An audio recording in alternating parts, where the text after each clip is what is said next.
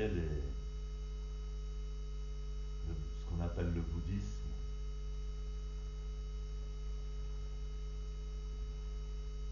qui est l'enseignement transmis par Shakyamuni Bouddha. Avant Shakyamuni Bouddha, il y a eu 7 grands Bouddhas comme lui. Ça veut dire que Bouddha, c'est l'esprit universel. C'est l'esprit universel incarné dans l'être humain et réalisé par l'être humain. C'est tout à fait spécifique, le bouddhisme. Quand je dis incarné, ça veut dire actualisé sur la terre, dans le réel, dans la vie d'un homme. Dieu incarné en homme, totalement. Alors, évidemment, le Shakyamuni Bouddha n'a pas réalisé l'éveil seulement pour lui-même, mais c'eût été seulement pour lui-même que c'était la même chose, puisque nous sommes toutes choses. Pas bouger là. Pas bouger.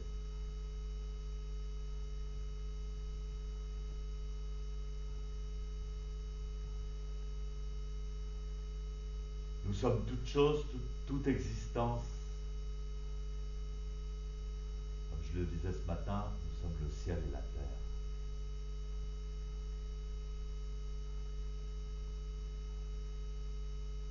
Et l'esprit de Shakyamuni Bouddha est universel, il est encore présent, il est présent maintenant, ici maintenant. Et il s'est exprimé à travers tous les patriarches qui lui ont succédé. Que ce soit les patriarches de telle lignée ou de telle lignée, c'est toujours l'esprit universel du Bouddha, c'est l'esprit un.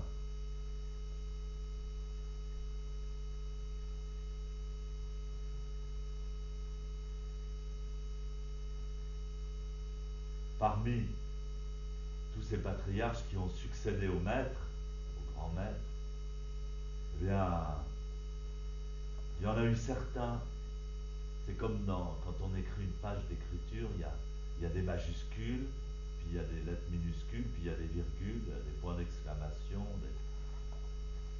Il y a eu certains patriarches qui étaient plus importants, qui relançaient un peu la machine.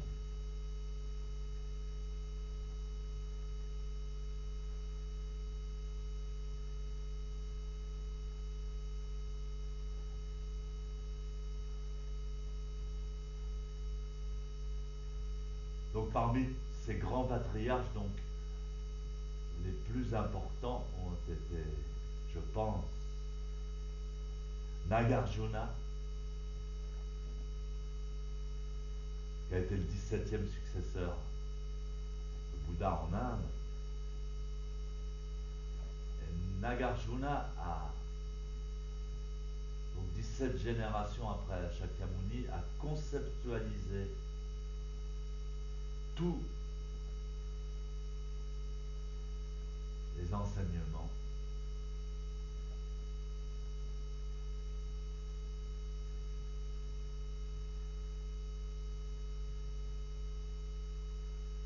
du Bouddha.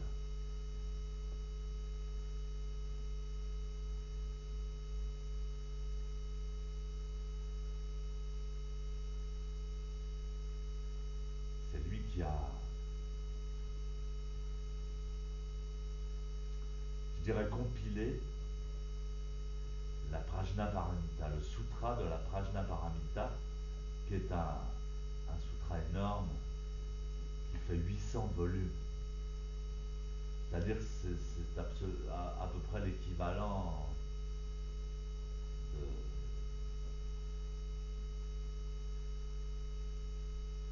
C'est plus gros encore que la Bible.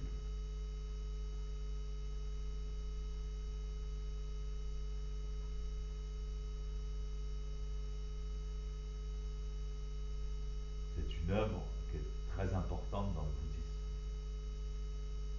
Ensuite, évidemment, le patriarche qui a été très très important, ça a été Bodhidharma, qui a transmis le bouddhisme d'Inde en Chine. Alors là, c'est le début d'un nouveau chapitre. Il n'y a pas seulement une majuscule, mais un nouveau chapitre. La Chine.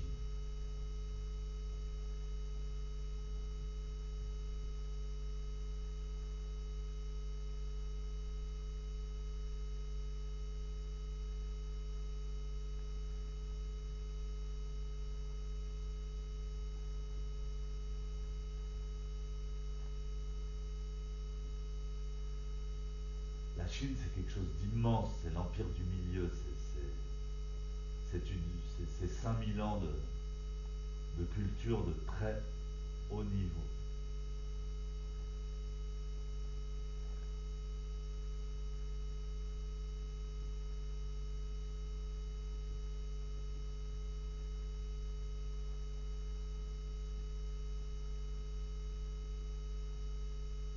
Et c'est un grand empereur, un grand empereur.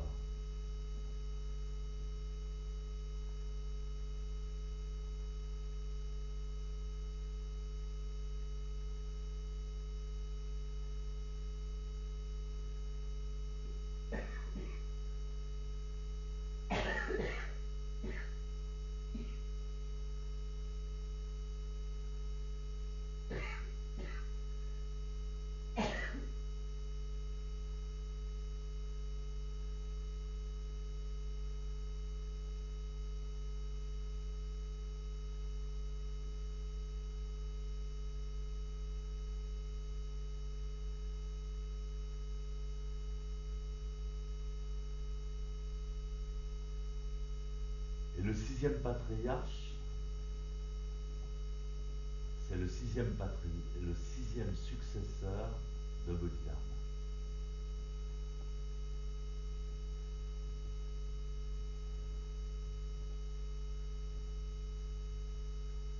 Alors vous savez, pour que s'implante le vrai bouddhisme dans un pays, c'est difficile.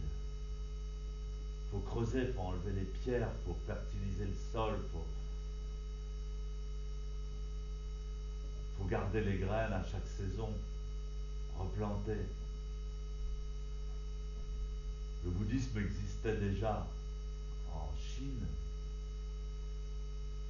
depuis quelques siècles par les sutras, les gens comprennent toujours ce qui est superficiel d'abord. Les sutras, les cérémonies magiques,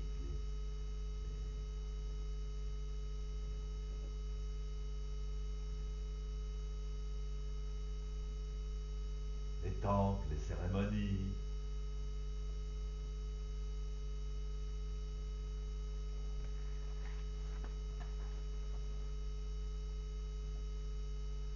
Et puis enfin, la méditation, le zazen.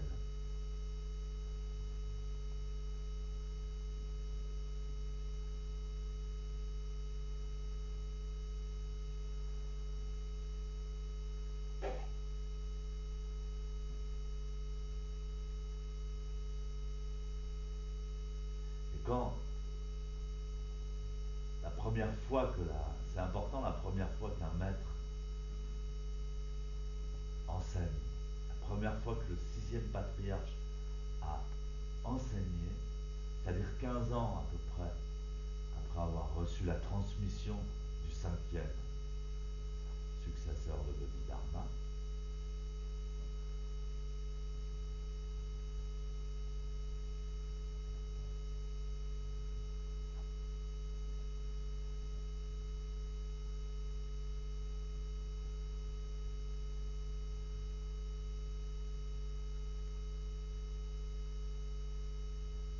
on lui a posé la question, qu'est-ce que vous a transmis le cinquième patriarche?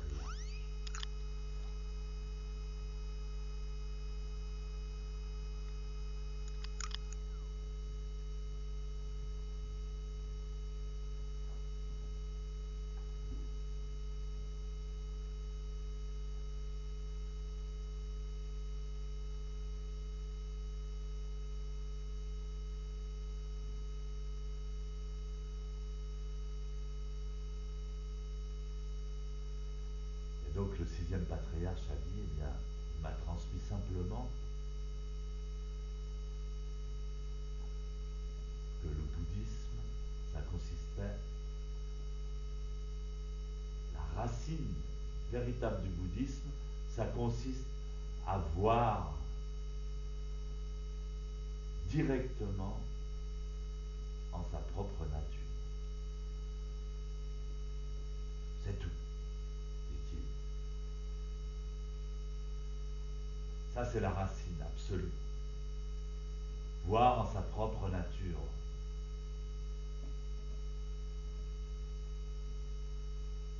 Alors le chef du temple chez qui il était reçu lui dit, mais c'est tout? Oui, c'est tout, il n'y a pas eu autre chose. Mais il vous a pas dit que le zazen, la méditation, et puis le samadhi, c'était important.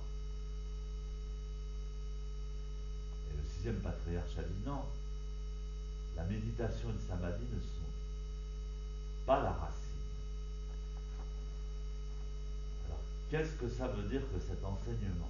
Alors qu'on nous enseigne tout le temps que l'essence du zen, c'est zazen.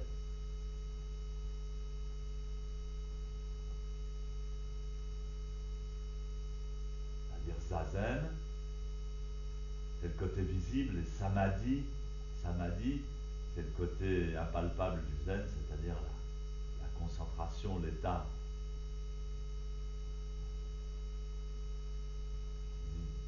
dirons-nous, de rentrer en monde alpha, bêta, theta.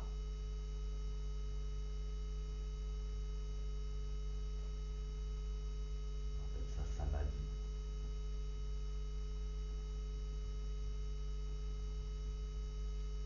Eh ben non, c'est pas ça le plus important. D'ailleurs, quand le cinquième patriarche m'a transmis le dharma, dit-il, j'avais même pas le droit de rentrer dans le dojo.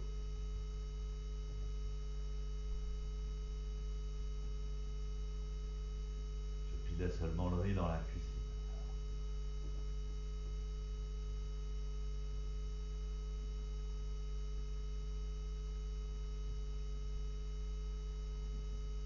Alors ça, c'est quelque chose d'important. Ça veut dire quoi? Ça ne veut pas dire que zazen n'est pas important, qu'il ne faut pas faire zazen. Il y en a qui l'ont interprété comme ça. Évidemment, ils n'aiment pas faire zazen, ça leur fait mal. Alors ils ont dit, bah, le sixième patriarche, il a dit que c'était pas le plus important. Non, ce qu'il a voulu dire, le sixième patriarche, c'est que d'abord, première chose, c'est voir en sa propre nature, et à partir de là, faire zazen.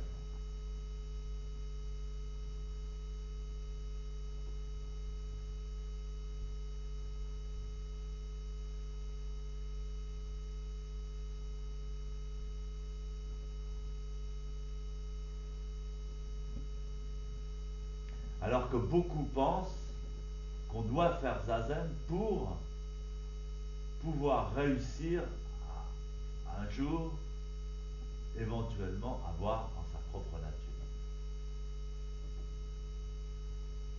Ce qui est complètement faux. Donc, si vous ne voyez pas dans votre propre nature,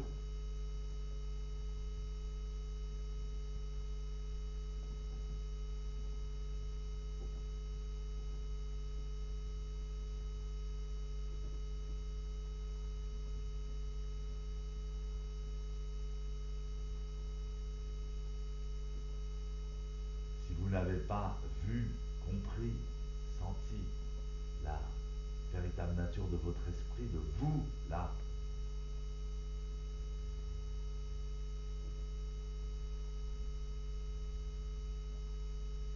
que signifie zazen? Rien. C'est vrai, si on voit zazen d'un point de vue totalement matérialiste, bon, bah c'est quoi? C'est une posture gymnastique, au mieux un qigong, comme je disais ce matin.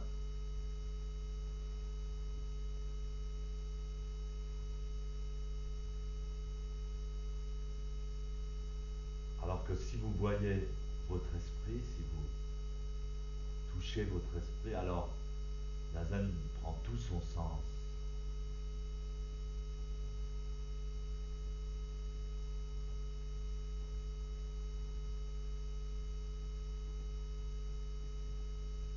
Samadhi prend tout son sens. C'est naturel.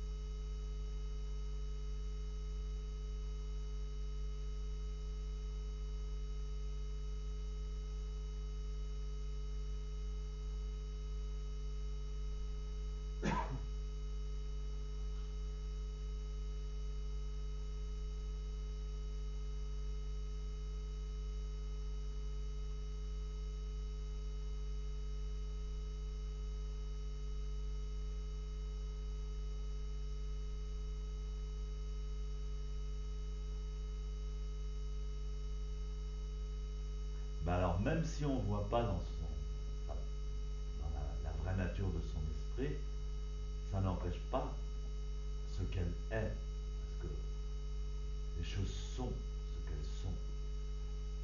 Comme diraient les Suisses, quand on voit ce qu'on voit et qu'on entend ce qu'on entend,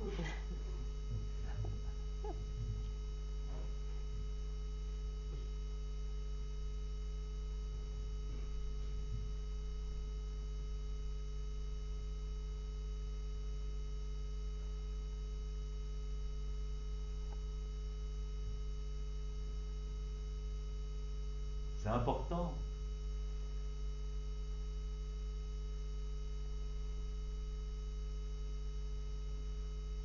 de savoir ce qu'on est, puisqu'on a tout pouvoir.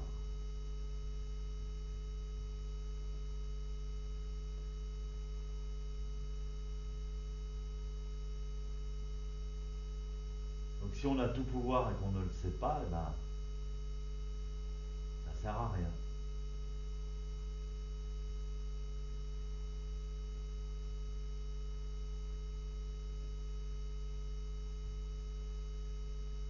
Alors,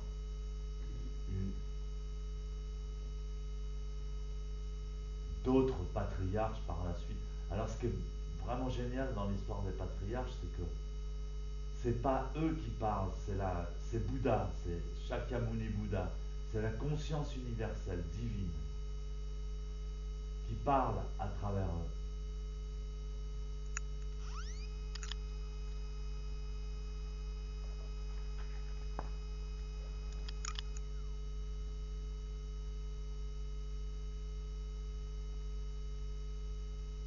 Alors les patriarches ont dit par la suite, les murs, les briques et les tuiles enseignent le Dharma. Alors ici, là, en Bourgogne, on peut tout à fait le comprendre.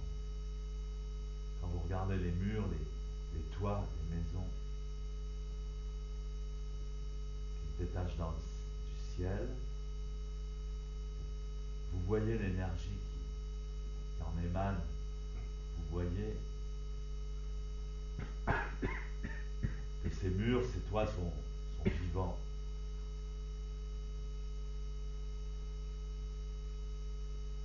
Et qu'ils enseignent le Dharma énergiquement et sans relâche.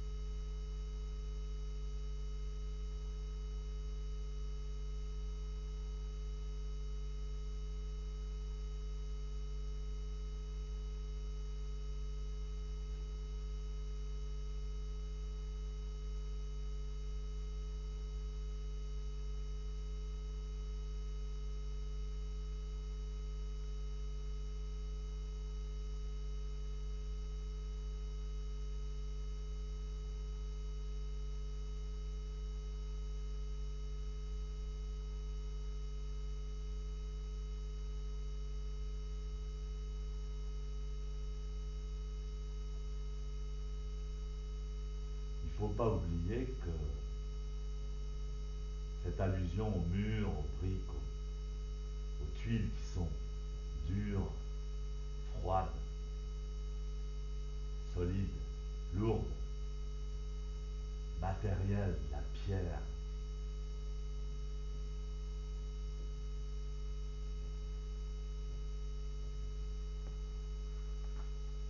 sont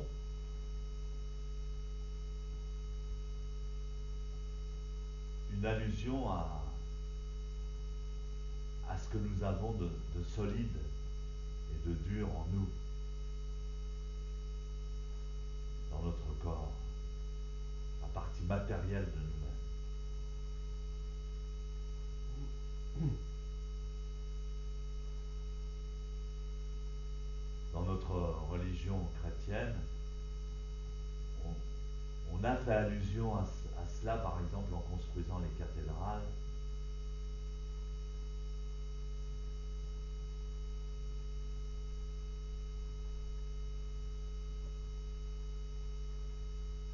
Qui représentent la structure énergétique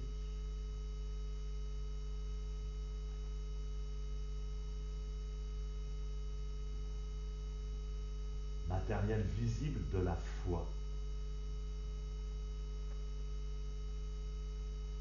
La maison de Dieu.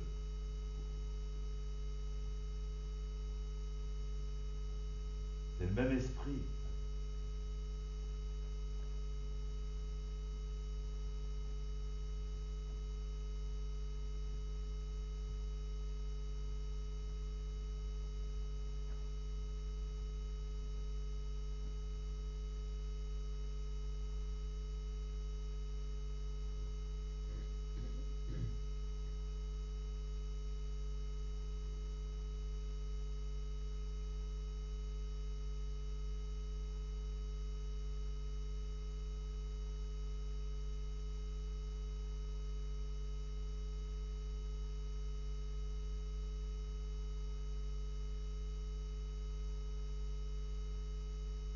Et là, je parle du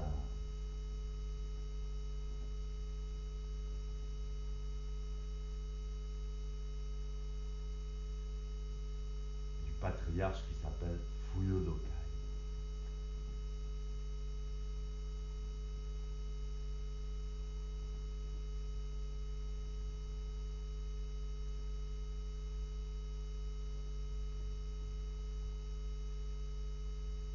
Dont, dont Maître Dogen, lorsqu'il est parti de Chine, son maître lui a remis le kessa de ce grand maître qui était Fuyodokai. Il l'a ramené avec lui au Japon.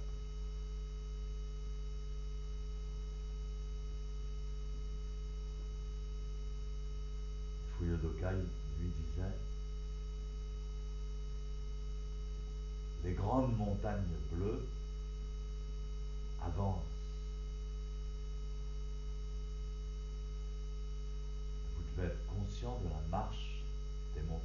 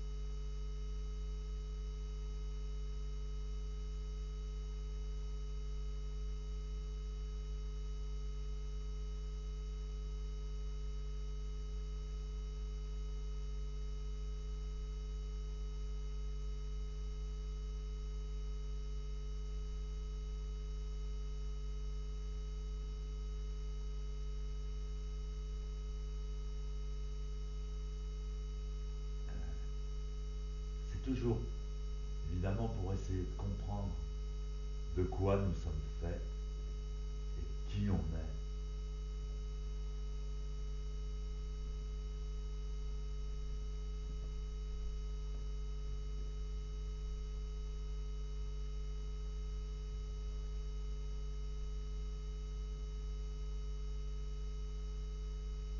C'est ce qu'on appelle voir, véritablement voir, toucher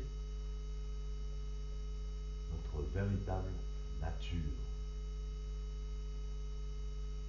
aussi bien matérielle que immatérielle. Voir ce que c'est exactement, ce que ça mord, ce que ça pense,